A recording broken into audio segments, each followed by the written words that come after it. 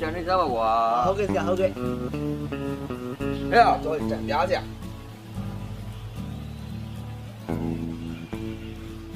ဟိုဒီရလောက်ကွာဟုတ်ကဲ့ဆရာဟုတ်ကဲ့သိကြလို့အဲ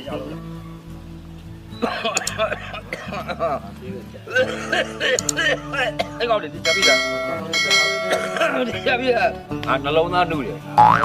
ဒီကြလို့ဟဲ့ရဆရာကျုံလာရွာမှာတောင်ပိုင်းမှာလူမိုက်ရင်းဆိုတာသိလားသိတယ်ဆရာသိတယ်အားကြောင့်လည်းတပည့်တို့နှစ်ယောက်ဆရာစီမှာပညာလိုချင်လို့တပည့်လာခံနေတာဟုတ်ဆရာဟာနေရာမရွေးဘူးတော့သိတယ်ဆရာသိတယ်ဆရာဖြစ်ချင်တာပြောတပည့်တို့အကုန်လုပ်ပေးမယ်နောက်ကနေဟုတ်ပြီလားငါလုပ်လိုက်ပါနော်အားသိရဆရာသိတယ်အဲ့ကြောင့်စားကြည့်တပည့်ခံနေတာဗောမင်းလည်းသိရနော်အားသိရဆရာသိတယ်ဟာလုပ်လိုက်ပါနော်အားသိရဆရာသိတယ်ဗျာဟာ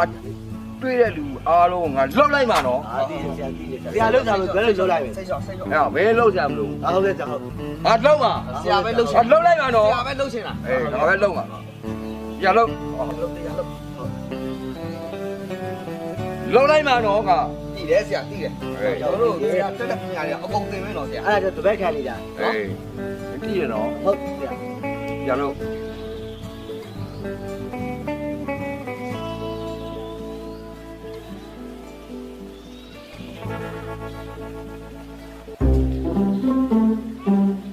ဟဲ့ဆရာအဲ့ကောင်ခေါ်ဟဲ့လောခေါ်ပါလေခေါ်ဟဲ့လောထိုင်မနာခဲ့လားထိုင်မသိကြတာကိုယူမထိုင်ဘာလေနေရငါဘာလဲနေမသိဘူးလားငါလှုပ်လိုက်မှာနော်ငါလှုပ်လိုက်မှာနော်ဆရာမလုံးနဲ့ကျွန်တော်လုံးလိုက်ဟဲ့မင်းဟဲ့မင်းမပြောတော့ဘူးလားကျွန်တော်မင်းဟာရှေ့ကိုရောက်ရင်လက်ပိုက်သွားမှာမပြောတော့ဘူးလားဟုတ်ငါလှုပ်လိုက်ပါနော်ကြောက်ပါလေကိုကြီးကြောက်ပါနော်အော်မခန့်တာမလုပ်နဲ့နော်ငါဒီရွာကကျုံလာလူမိုက်တောင်ပိုင်းမှာကျုံလာလူမိုက်နေရာမျိုးနော်ငါလှုပ်လိုက်ပါနော်သွားလက်ပိုက်ပြီးသွားလှုပ်လိုက်သွားဟောလေငုတ်သွားမပြောတော့ဘူးလားကွာသိမရှိပါနဲ့ဆရာကျွန်တော်မေးပါအေးတော့မဖြစ်စေနဲ့နော်ဟုတ်ကဲ့ဆရာအေး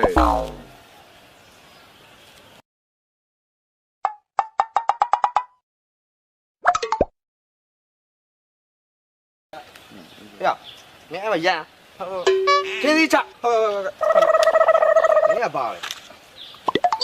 စောက်ချိုးမပြေတာဘာလဲရဟဲ့ဟမ်ဟဲ့အဲ့ငါလောက်ရမှာလीငါလောက်ပလိုက်မှာငါလောက်ရမှာလीဆရာကျွန်တော်လုံးမယ်ဟဲ့စောက်ချိုးမပြေတော့ကွာဟဲ့တော့အဲ့ငါတကားဟိတ်ကောအဲ့ငါတကားငါလောက်မှာငါလောက်ပလိုက်မှာဆရာကျွန်တော်လုံးလိုက်မယ်ဆရာဟဲ့Oh no လောက်လိုက်မှာငါတကားလीဆရာရှိပါမင်းရိုးသေးသွားလေဟိတ်ကောဟာလေဟုတ်ကဲ့မင်းနေစမ်းဟုတ်ဆရာကျွန်တော်ငါလောက်ရမှာမင်းလောက်ရမှာမဟုတ်ဘူးငါတကားလीမင်းနေလားဒီလားဟဲ့ဗျာမင်းငါပါလဲတော့မသိဘူး你也没光啊？好月吧？哎，လက်ပိုက်ထား我ဒီကိုငါနောက်ရဘယ်လိုလုပ်သွားလဲမသိလက်ပိုက်သွားမသိဘူးလားဟာတော့ချင်းစီတယ်လေမနိုင်ဘူးဩဒီလားမင်းကွာငါလုံးလိုက်ရင်ကွာလုံးလိုက်မယ်ငါလုံးရမှာဟုတ်တယ်ငါလုံးရမှာဒီငါလုံးရမှာဒီကွာအဲ့ကောင်မင်းနေလားမင်းနောက်ကိုငါရှိရောက်ရင်သိတယ်နော်ဟုတ်ကဲ့သွားချင်းစီချက်ပြေးပြီကောင်လေ我听你这个，等我弄我死。我来不地瓜，我捞来呀嘛瓜，我捞来没喏。谁笑？我捞来嘛。哎，记住，叫爷那种，叫你啊，叫个老对面我。哈哈哈哈哈哈！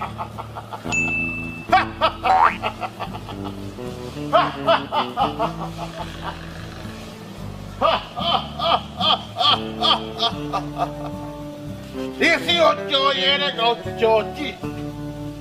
啊，叫光我的啊，把老说对了对的，哈哈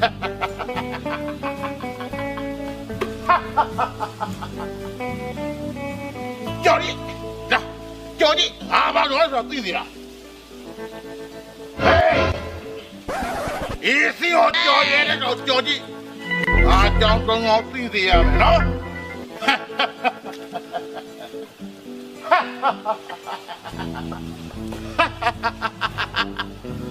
对了，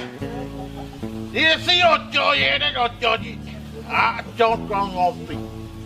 အာဘာတော်လဲဆိုတာဟေးဒီကိုကြော်ရဲတဲ့ကောင်ကြော်ကြည့်နော်အာဘာတော်လဲဆိုတာသိနေရမယ်အာဘာတော်လဲဆိုတာသိနေရမယ်ကြော်ကြည့်ကြော်ရဲတဲ့ကောင်ကြော်ကြည့်ဟေးဒီရှိရတော့ဒီကိုကြော်ရဲကြော်ကြည့်သိမယ်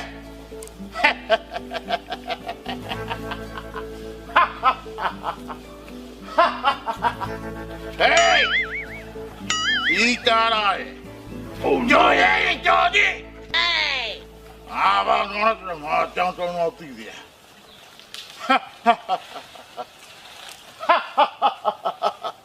Đi ra đây! Đi xíu cho vậy đấy rồi, cho đi quá! Đi xíu cho vậy đấy rồi, cho đi quá! Cho! Hả? À, trong nó tùy gì cho đi! Cho này quá. Cho này quá bà lâu mà này, lâu đây mà nó. À, lâu đây mà nó cho này quá, bà lâu này cho này, bà lâu này cho. Ui, bà này. Ui cái đó, không phải giao tòa đâu, ui. Vậy đây đâu. Cái là lẽ lúc biết rồi xa đi. Thấy không? À, lâu đây mà nó. Ha, theo đi. Coi này. Lâu đây mà nó. Lâu nay rồi nó. Thế nó đấy. Đi đâu ai?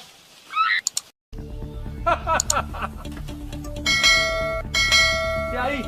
မင်းတို့မနေ့ကတော့ကွာအခြေခံပညာရေးသင်ပေးတယ်ပေါ့နော်ဒီနေ့ကတော့မင်းတို့ဆရာကြီးလက်တွေ့သင်ပေးမှာကွာကဲမင်းတို့နေ့ကဘယ်လိုရင်လုံးစကြင်လဲပြော Tôi sai thì mày. အေးစတယ်မတူလားမင်းတို့ကမနေ့ကအခြေခံပြထားသေးတယ်ဒီနေ့တော့မင်းလက်တွေ့ပြရမယ်ကဲဆရာကြီးကိုတဲ့ထိုးကအားမမင်းကူကောင်းပါဦးလေကွာ Cái này quá tài đi အာ ra. ဆရာနဲ့တကွာသားအားမနဲ့ဆရာနဲ့တော့တကွာသားသေးတယ်အားမငါမျိုးတင်တာလက်ပညာတွေကွာဒုပညာမဟုတ်ဘူးလေကွာအာဟုတ်တယ်တော့တော့နော်မင်းကဒုပညာတော့အာအရေးကြီးတယ်နော်မင်းဒုကင်ရောငါအသေးရိုက်ပဲဝင်တယ်ပဲခဏလေးခါကြမလေးမျိုးကန်တော့ဟုတ်ပြီဒီချက်တော့ဆရာကြီးကိုဝိုင်းလို့ရရမနော်ရဆိုင်ကောင်းရအဲ့လိုကွာအဲ့ဒါလေးမမျိုးရိုက်ခိုင်းလို့လားဒီလိုကြီးဟ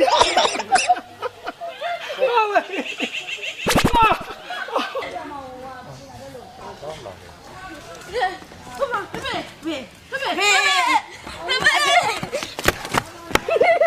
ကောင်းကွယ်ပြီလူဟာသမီးဟာအမေအဖေရမှာပြောတာတိုက်ပြန်ရင်လေးတင်တာအဖေတို့ဒီခလေးတို့ပြနေတာတွေ့လား ဖေးအဲ့ဒါကြဖေးမလိုက်တာ ဟာသမီးဘာမှမဘူးနဲ့ဖေးဆရာကြီးဖေးဒီဟောမှာဆိုကဆရာကြီးသမီးရဲ့ဘာမှမဘူးနဲ့သမီးတို့ လုံးလေးသမားရဲ့ မပူနဲ့သမီးဖေးပါပေါ်နေဘောနဲ့ကိုမပြောပါကြည့်လားတွေ့လား ဖေးပဲဖြစ်ဒီလိုက်တရားတဲ့ကျတဲ့တရားကြတယ် အဖေမပြောဘူးအဖေတင်ပေးနေတာဒါမတော်တဆတွေဒါရှိတာပေါ့ ဖေးတင်မင်းနဲ့လားသူတို့ပြန်တင်မင်းနေရလား ဟုတ်ပါဘူးသမီးအဖေကတင်ပေးနေတယ်သမီးအဖေကဆရာကြီး အဖေကလည်းဆရာသာပြောဘူးမလည်း ဘာအဖေကလည်းမလို့ဖေကတော့မသမီးကတည်းကမကြည့်သေးတာကြီးရဲ့ အဲ့ဒါတော့ဒီတော့ဘိုက်ချနေပြီသွားမယ်လားအဲ့စားသွားမယ်ဒီတော့ဟောဒီကသွဲတော့ပြအောင်မယ်လေ ချောင်းလားဘိုက်ချနေပြီ ဒါမှတားလာကြီး Xích như là cho chú thì là trâu bây giờ là cho đây mà. ဟဲ့မမီလေးပြောပြောကြီးကြောင်းပြောနေရှိတော့ Mà lì phải cho màu rồi, cho tao màu, cho tao màu, cho tao màu. အဲ့ဒါလေးပေါင်တယ်မအဲ့ဒါဆိုပြောနေနေတော့ Ê, cô con mà, lì bầu, ဟုတ်တယ် áp vô y. ဟုတ်တယ် Âm mà lì màပြောnày, ai còn mà, hả? Ta nhiều nó sẵn này cho chị này còn mà lì. Âm mà lì, mà thì cũng mà lì, nó không, mình ra tao màu được, không mình phải ra tao ra. Ra tao thử đi, ra tao. Thì bên này ra màu như là lên, cho tao màu.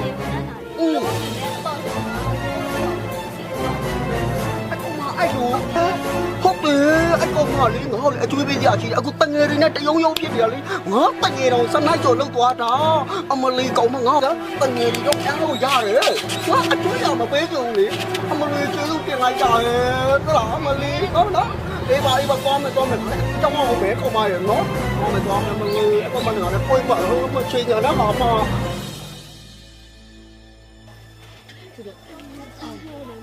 မိလုံးပေါ်နေဟာသူမိလုံးသွားပြောကြတာအဲ့သူမိလုံးကမဟုတ်ဆိုင်ဘူးလားငါမဟုတ်တယ်တောင်းစားလိုက်ရတယ်ကွအဲ့တော့ငါလက်ဖက်တော့စားမယ် ဒီငါအေးတော့ ငါလည်းအိတ်တောင်းအတူစားကြပါတော့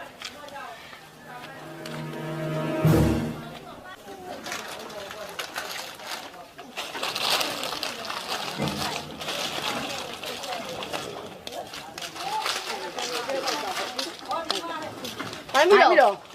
မိုင်းမီတော့သူပြောချက်ရှိလို့ပြောချက်ရှိဟုတ်တယ်မှာအားကျမမိုင်းမီတော့ပြောနေလို့ဟာဟုတ်တယ်သူတို့ကဘာမှအကြောင်းတွေပြောနေဟုတ်လားငါရည်တငယ်တို့ဘလို့အားနာဘလို့လောက်တာအိုးအစုံမဲအပေါင်းသိမ်းမှာပါပြီငါဘာသာငါဘာပေါင်ပေါင်ဘာနဲ့လဲသူတို့ဆောက်ချောင်းပါလို့လားအေးတွေ့မယ်ပါနဲ့သမီးမမဆိုင်ကိုစောင့်ပေးကြိုက်တယ်မဟုတ်ဘူးကြိုက်တယ်လောက်စားဟုတ်ကဲ့ဟုတ်ပဲအဲ့ကောင်မလေးဟုတ်ဒီပါစားမစား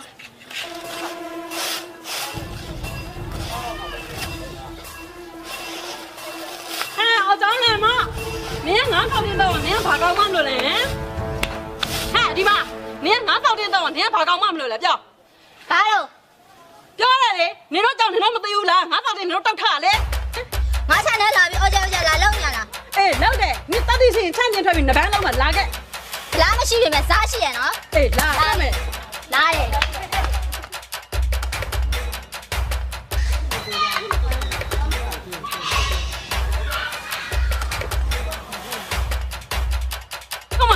လာလေတော့ဒီစလာလေလာလေ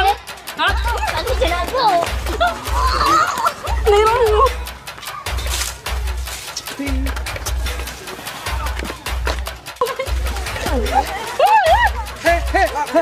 ူတို့ရပြည့်နေကြတယ်ဟာအဲ့ကြပြည့်နေကြတယ်အဲ့ကြာအဲ့ဒါဘာဖြစ်နေရလဲဘာဖြစ်နေရလဲအဲ့ဒါဘာဖြစ်နေတာဟာဟုတ်တယ်အမောင်းကတော့ဟေးဟေးဘာလို့မလဲဟာ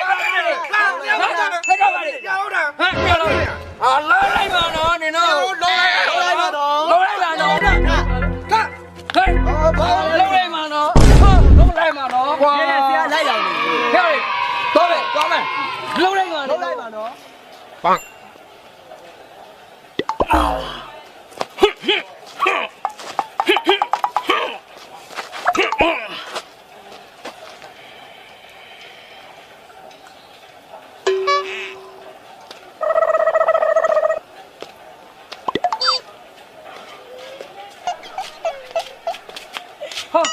ဘာဖြစ်လဲဟာသမီးတာဘာဖြစ်တာလဲတော့လို့မရဘူးနေနေကြည့်လိုက်လို့ဟာဟိုကနေနေကြည့်လိုက်တာဟုတ်တယ်ငါသားနဲ့သမီးရလဲကွာအဖေကြီးပေါ်သားပဲအစိုးရကွာဒီတိုင်းပညာကိုသင်မှဒီကောင်လေးကိုပြတ်ချလို့ရမှာပေါ့ဟာမရဘူးနင်တို့နှစ်ယောက်လုံးငါတိုင်းသိမ်းမှဖြစ်မယ်အမြဲတမ်းငါဆရာကွာဆရာမောင်လုံးဆိုနာမည်ကြီးကိုကွာစော်ပါလေကွာငါသားသမီးတွေထိတာဟာငါအတင်းတော်လေငါအတင်းတော်လေငါသိပြီးမှဖြစ်မယ်မင်းတိုင်းသိမ်းမှဖြစ်မယ်နော်ဟဲ့ကောင်ဒီနေ့အစားကြီးမင်းတိုင်းသိမ်းကိုဆင်းလာတော့သမီးတင်မယ်အေးသမီးလည်းတိုင်းသိမ်းရမယ်သားလည်းတိုင်းသိမ်းရမယ်နော်တခါလည်းဖေးပြောထားတယ်ကဲအဲ့ဒါလာတော့မယ်မင်းအိမ်လေးကိုဆွတ်လာခဲ့လာဆွတ်မလားလာအောင်မအောင်ဘယ်လိုငါတင်ပေးမှရတော့မယ်သမီးမလေးဟုတ်ပြီသမီးတရားကြည့်နော်ဟုတ်ကဲ့မောင်လေးကိုအခြေခံပြန်တင်ပေးမယ်နော်ဟုတ်ပြီမောင်လေးမကြတားလေးမကြဟုတ်ပြီဒီလိုတော့ဖေးဖေးလေးလို့တာဟုတ်ချေတော့သူပြန်ထားလိုက်ဩခြေတော့ဒီလိုညီအောင်ထားကွာဒီလိုဖေးဖေးဒီမှာထားလို့ထားဟုတ်ပြီတစ်တို့တစ်ဒူကိုညှို့ထားဟာဟုတ်ပြီတစ်နေဟုတ်ပြီနဲလေးခါလေးကနည်းနည်းကိုင်းနေစမ်းဟာဟုတ်ပြီနေတောက်မရအောင်ခြေတော့နည်းနည်းမမြောက်ခြေတော့မြောက်ဝင်တောက်တစ်နေရုံနည်းနည်းလေးကိုင်းနေဖေးဖေးတီတစ်နေတောက်တစ်နေတောက်လက်လေးနည်းနည်းကားတယ်ကားရယ်ဖေးဖေးသားဖေးပြောကွာမင်းကွာမရခုကနေရလူဒီမှာခြေတော့ဒီလူယူလိုက်ကိုယ်ခန္ဓာကိုအော်ပိုင်းတောင်းယူလိုက်ယူလိုက်တစ်နှစ်လက်ကိုဖြောင်းလာတော့အေးဟိုပြန်လို့ရတစ်နှစ်တော့အေးရပြီဒါမှငါသားကွာဟာလာတော့လေလာသမီးတာမကြဒါအမြဲတမ်းသူများတွေရန်ဖြစ်ရင်မခံအောင်နော်ဖြည်းဖြည်းပြောပြီးမယ်နော်ဟုတ်စုပ်လူရရန်ဖြစ်ရင်လေမျက်လုံးကိုဒီလိုဖောက်တယ်သိလားလက်နဲ့ချောင်းထိုးဖောက်ရင်ဒါမျက်လုံးကန်းသွားမယ်လေအဲ့နီးပညာကိုသမီးလည်းမသိမိထားဘူးအဲ့တော့သားရောသမီးရောဖြည်းဖြည်းပြပေးမယ်နော်ပြကြည့်တာနော်ဒါဒီနာကြည့်ဟုတ်ပြီအဲ့မှာကြည့်အဲ့နာပဲကြည့်ဒီမှာကြည့်သမီး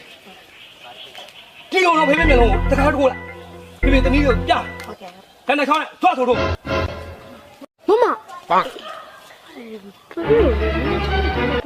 ဖြစ်လို့လဲဟာလက်နဲ့ချောင်းဘူးလားလေနှလုံးလုံးကောင်းသွားလိမ့်မယ်နှလုံးလုံးကောင်းသွားတော့မြောက်လို့စားဖို့ခက်ခဲသွားတယ်အေးဟုတ်ကဲ့မင်းကမလေးချော င်းနဲ့ထိုးတယ်ငါတစ်ချောင်းနဲ့ထိုးလိုက်တလုံးမဲ့ကန်းတော့ အော်အဲ့ဒါနှလုံးကန်းမနေမှာနှလုံးမကန်းသွားပါဘူးငါလည်းစောင်းနေမခဲတော့နော်အဲ့နှလုံးလိုက် Oh no ဟဲ့ဟုတ်အမလေး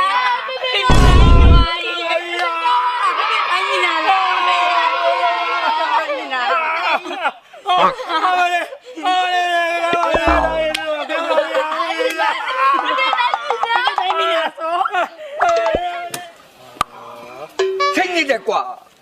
စိတ်ညစ်တယ်လောကစိတ်ညစ်တယ်ကွာငါဘလို့လုံးရမလဲမသိပါဘူးကွာ ဘာဖြစ်နေလဲဆရာရဲ့ဘာဖြစ်နေရလဲ စိတ်ညစ်တာမနဲ့မလုံးတာလေကွာမလုံးတယ်ကြတယ်တော့ပဲမင်းတို့ငါ့ဘာလုံးတာလဲငါတောင်းလိုက်မယ်နော် ဦးကြီးဘာရှင်းနေရလဲဦးကြီးရလဲ အာမမေးပါနဲ့သမီးရဲ့ရုပ်ရှင်မင်းသမီးကျော်လေးဟိုဟာကိကလေးနဲ့ပွင့်ကိုမရလို့ကြေကွဲနေတာကြေကွဲနေတာ အဲ့တော့ဘာမှစိတ်မလို့ဒီလိုတရားတော့အာခုနေလေလက်ကတော့မှမင်းစီမှာလေပြဟာစီရှိတယ် ဟာကြိုက်သွားပြီကွာကြိုက်သွားပြီတကယ်ပြောတာနော် တကယ် အဲ့ဒါဆိုဟဲ့ကောင်လေးသွားမယ် သွားမယ် သွားမယ် သွားမယ် အာလုံးလိုက်တော့ငါလုံးလိုက်မှာတော့ လိုက်ကြတော့ဟာလည်းမစားရပြီတမ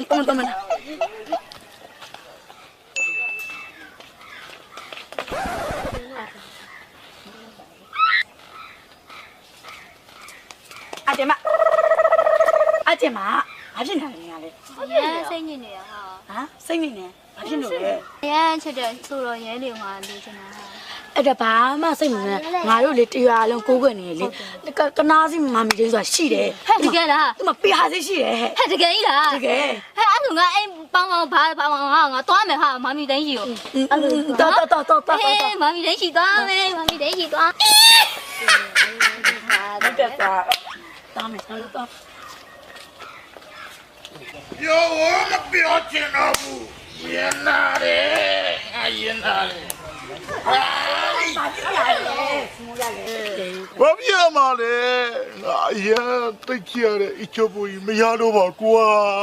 အဲ့မဲ့လွတ်လွတ်လေး ပြောပြလိုက်စမ်းမောင်လေးရဲ့ ပြောမနာမည်ကြီးနေကနားစီမာမီတယ်ကိုမသိဘူးလား ဘာ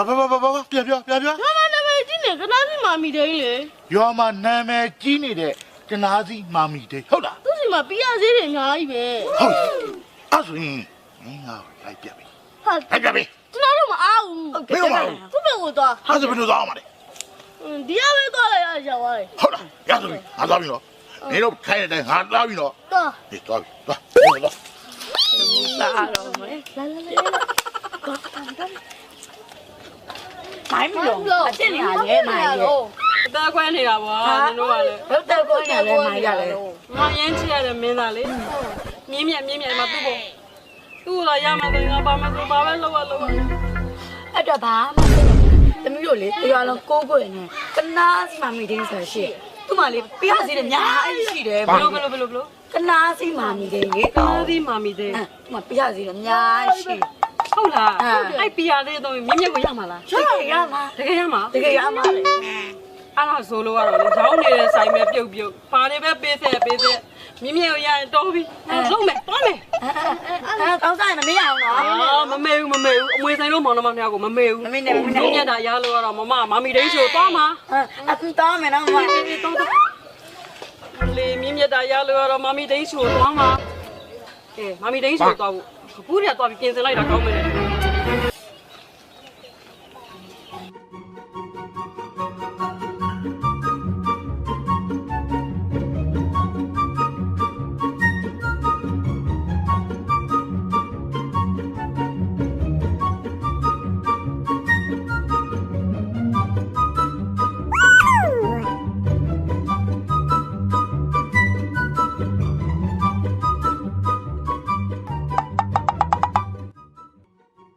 လေ ခဏစီမှမရင်းစီမှာလေလူတွေလာမှမနေဘူးအဲ့တော့မုတ်တီလည်းစားရမယ်ပတ်စံနေလည်းအားရမယ်ကျွန်တော်ဝင်နေမယ်โอเคလေပါ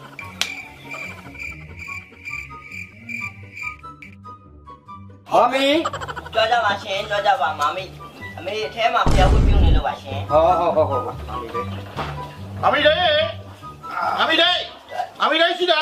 အေးထဲမှာဖျားဝတ်ပြုံးနေပါလေရှင် ဟောဟုတ်ပြီဟုတ်ပြီ ထိုင်ပါထိုင်ပါထိုင်ပါ မမီရေ မေထဲမှာဖျားဝတ်ပြုံး မမီရှိလား ရှိပါတယ် အော်ရှိတယ်မမီရှိရတယ်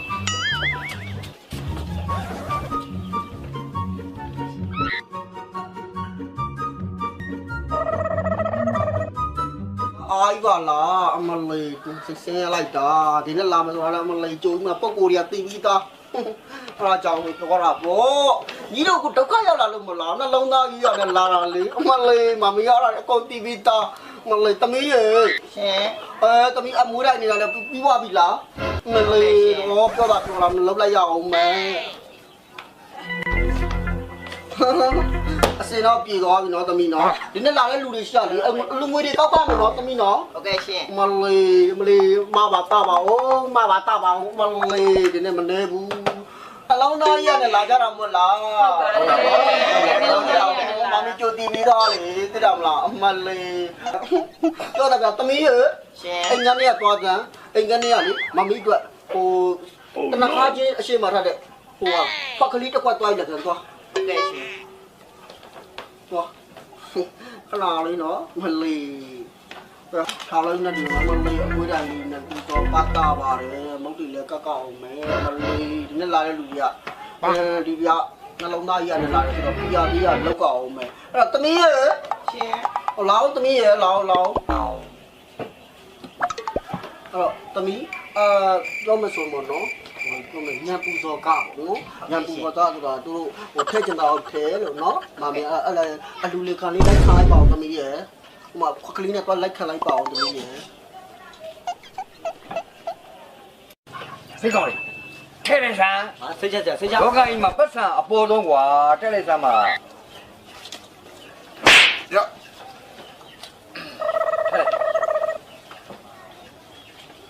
ဟော ဒီတငယ်ထောင်နေသေးတယ်ရပါပြီမေ Oh no မလေးအစွမ်းနေကြည့်နေကြပြီလေအစွမ်းနေကြည့်နေကြပြီ အမလေးမမီရဲ့ဒီရလုံးပါအမေရဲ့ ဘာတမျိုးလိုက်လိုက်ပါတစ်ချက်တစ်ချက် သိချင်ရလိုက်တာတော့ ဟောလော်မော်တွေကဘလို့ဖြစ်နေတာတော့ ဒီမှာလမ်းနေလေမမီရေဒီမှာ လုံးပါမမီရဲ့ ဘလို့ဖြစ်နေတာလဲဟဲ့ဆူညာပူညာနဲ့တမီးတခါတည်းမပြောတော့လားနင်း ပြောထားတယ်မေ မလေး ကျမိုးတဲ့တွေ့ချင်ပါလေဆိုပါပဲမမီ ဟုတ်ပါပြီဟုတ်ပါပြီရပါမော်တီရဲ့ ရှင်မေ အာယုံနေနောက်တယ်ငါ ကျေသွားရတယ်မမီ ရပါရှင် ညီလိုက်တာကွာ မေပြင်ပါလိမ့်မယ် အေး ဒီမှာပွင့်ကိုလိုချင်လို့လာရတာရှင်းဆုံးကတုံငင်ပေးတဲ့တော့အားမတာဘူးကွာတိုက်နေတာ မိကမအောင်ခဏလေးနေငါမပင့်အောင်မယ် โอ้တိုက်နေတဲ့ဒီဝက်ကတမျိုးကွာ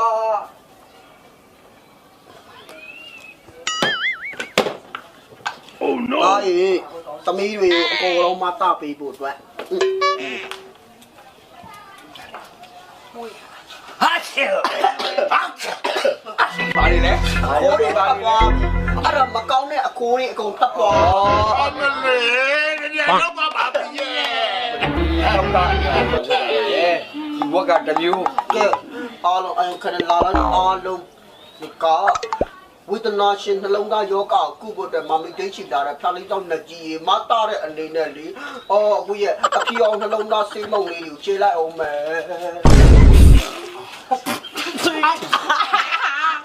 ပါပြီအဖိုင်ရောပါအဖအာဆရာဘလို့ပြန်နေ အားစရာပါလေဆရာအားကြောက်ပါဘာလဲဆရာအားစရာလေးဆရာ အမမူးချနေလား အမလီတော့အဲ့ကဘူး ဆရာဆေးရဆရာ အဲ့ကောင်းနေ ရဆရာ အဲ့ကောင်းနေလားငါယူဒီပါလာပို့ပေးနေရလားဟဲ့ယူဒီပါလာပို့ပေးနေရ နေတော့ပါအောင်နေတော့ပါအောင်မလေးအဲ့တော့ပြောမယ်ဆိုရင်တော့မနော်စအယုံခံပြီးလိုက်မယ်ရော့ ရောလေမြင်းမြက် တားလေးတို့ဟိုဘက်ကတားလေးကိုလည်းပေးလိုက်မယ်ရော့ဟုတ်လေမမီးကတားကိုပေးမယ်ရော့ ပေါက်ပြီ မြင်းမြတ်လူတင်လည်းခံရမှာပေါ့ ဝဝတော့ကြီးရ ဟာဆရာပွင့်သွားပြီဘာလဲဆရာအဲ့ဒါပွင့်တယ်လို့ခေါ်တာပွင့်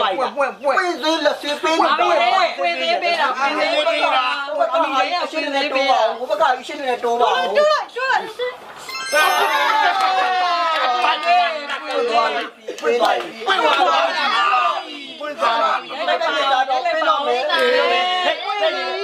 အာယုပိအာယုပိတော့ ဘာခံမခံတော့အာယုခံမလေးလုံးလိုက်မှာတော့ ဟမ်အာယုခံတော့မယ်နော်အာယု ခံမမီခံ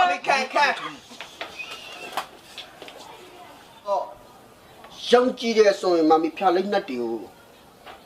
လောက်ခိုင်းလိုက်တော့မယ်နော်တင်ပါတယ်လို့ဖြာလိုက်နှက်တွေဂျမ်းကပါအောင်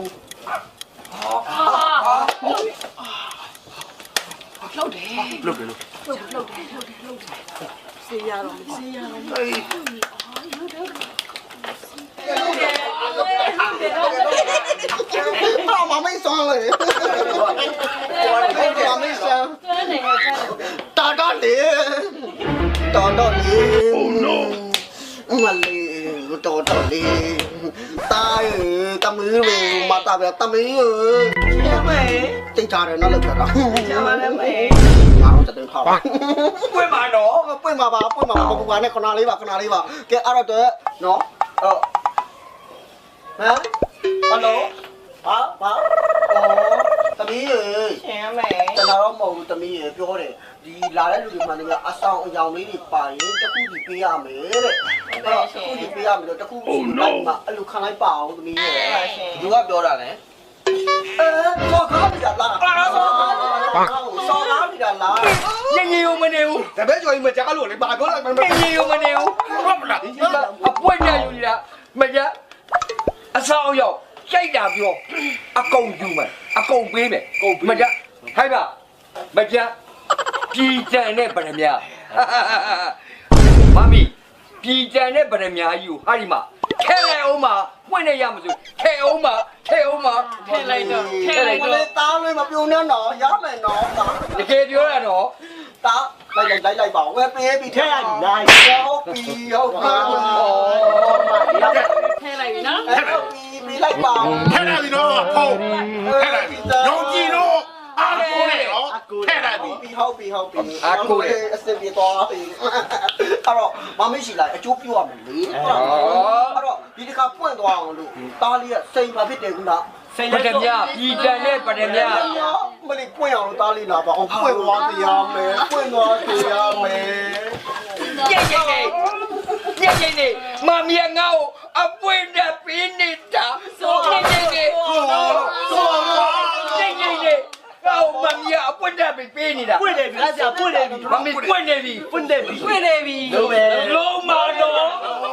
ဘယ်လောက်နေတာထွေးမလို့မပြီးသေးဘူးလား ဒီနောက်ကဝက်ကတစ်မျိုးဟမ်လုံးလိုက်မယ်နော်လုံးလိုက်မယ်နော် အဲ့ခဏရုံးမယ် ညင်နေ ခံ အဲ့စိန်ကစော့ပြီးတဲ့တော့မဟုတ်တာလာရုံးမယ်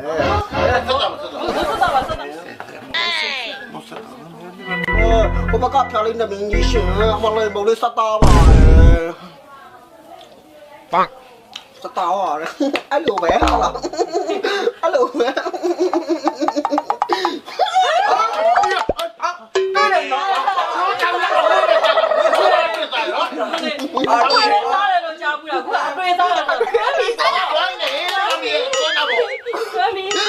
စားတော့ အဲ့ဒါပွင့်မှာမလို့စားတာနိ အတွေ့စားတာမတော်လို့မလေးလောက်ပေးအောင်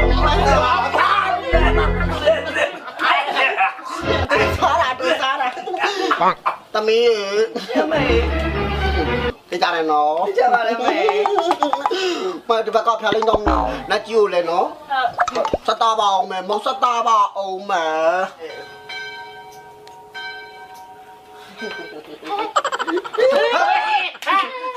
အတေးစားတာဆိုနေရတယ်တော့တားတာဆိုရတော့အဲ့ဒါပွင့်ရော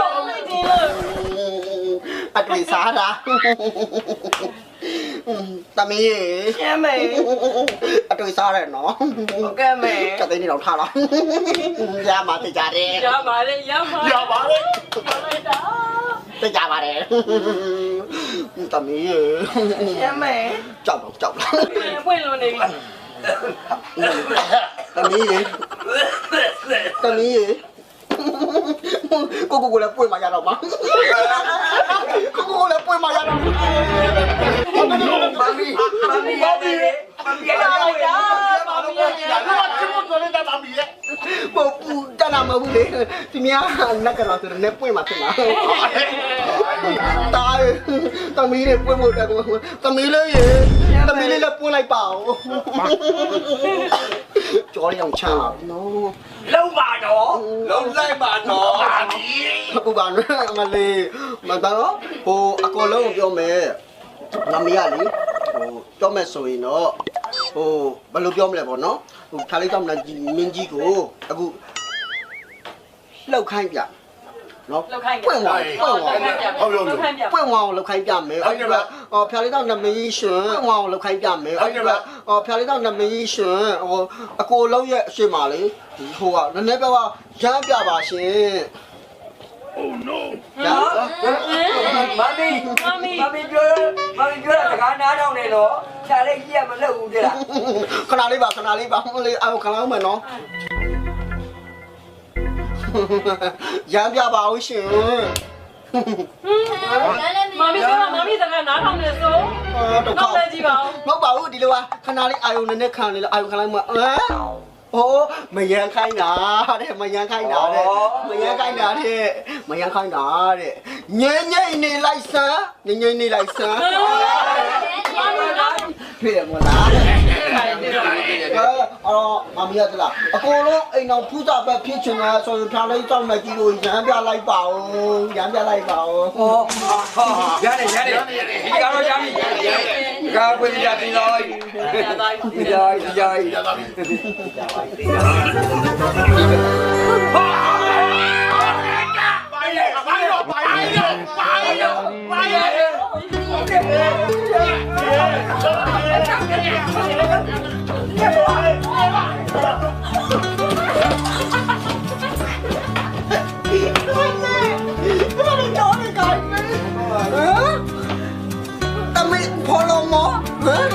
နေအဲ့ဒီဆိုင်နေတော့တော့ငါနေလို့အမွေးဆိုင်မလို့ငါစီဝိုင်းတော့ထိုးတယ်ငါနဲ့တွေ့တယ်ငါနဲ့တွေ့တာတွေ့တာသေးတာ